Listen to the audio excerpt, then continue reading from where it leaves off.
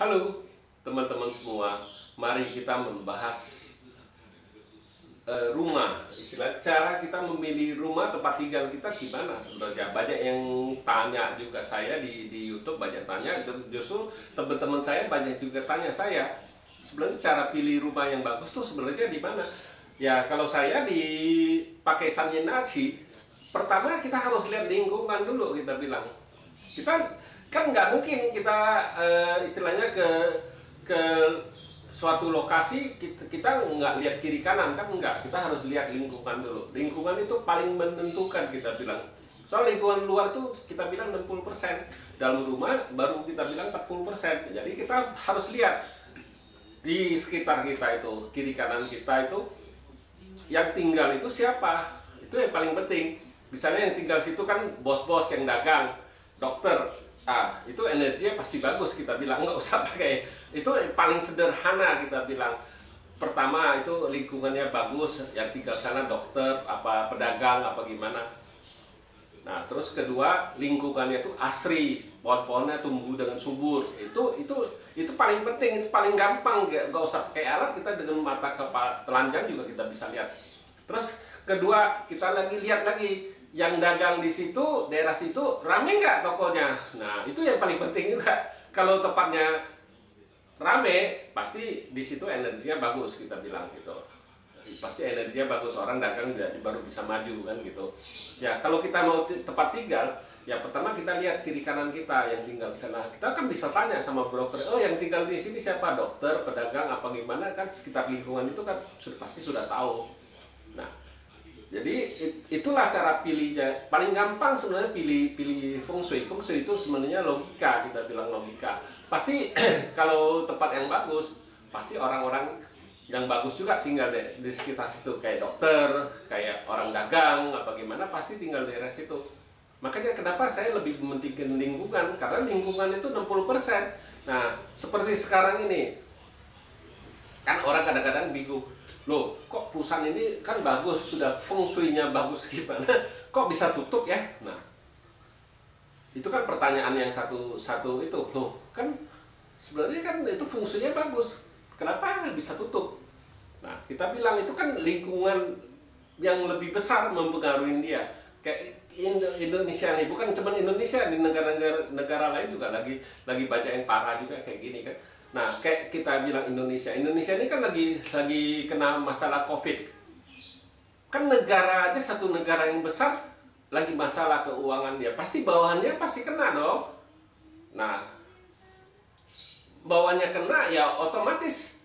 Kenapa saya bilang lingkungan lebih besar dulu, lingkungan kita, tempat tinggal kita, lingkungan di luar dulu yang kita pentingin. Kita di Sanyenachi kita lihat itu yang tinggal di situ siapa?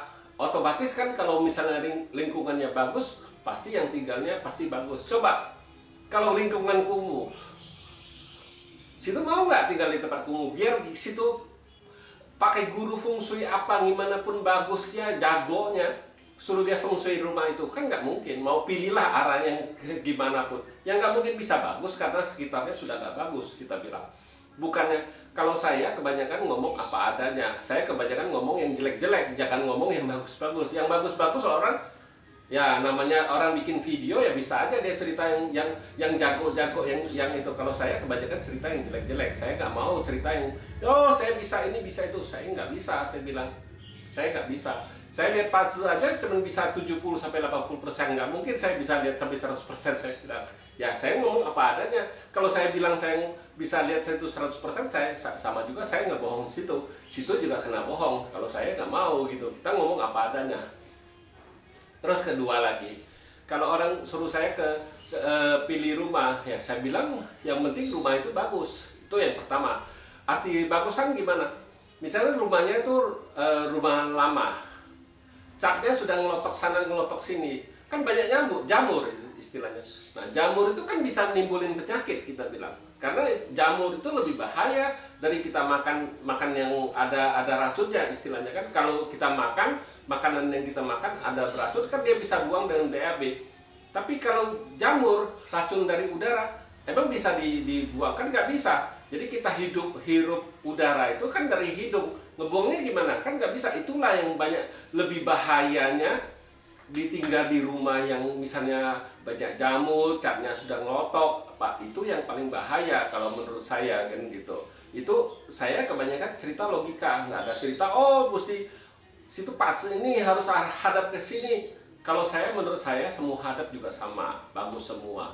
Memang kalau di sana Nakshi itu di periode 8 ini ya 6, 7, 8, 9 itu yang paling bagus. Periode 9 kan sebentar lagi 9.